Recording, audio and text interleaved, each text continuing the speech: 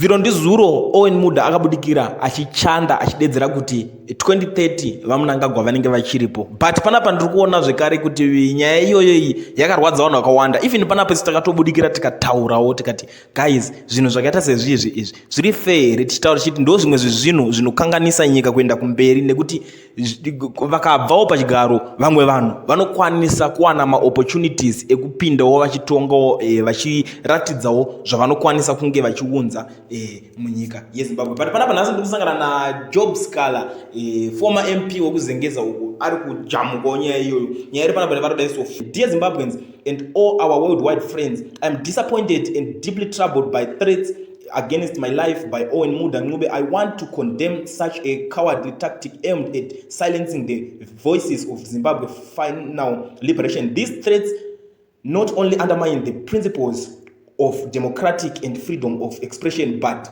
also reveal the length of which some selfish individuals are against the people of Zimbabwe. It's quite unfortunate that such utterances come at a time when all Zimbabweans are working hard to get back in their commonwealth. Ndo mashoko abva kuna vaJob Scala vachikondema zvinhu zvaitaurwa naOwen Muda zvake zvokuti 2030 vaMnangagwa vanenge vachiripo. I'm sure nyaya yacho inenge yakatangira pakuti uyo weGeneva summit yake kwaanga aenda uyo ndobva abude achiti uyo Scala zvaari kuita zvake ndezvekupenga 2030 vaMnangagwa vanenge vachiripo. Ndo nyaya dzimwe dziri kunetsa dziri kupisa panapa mhuri yeZimbabwe.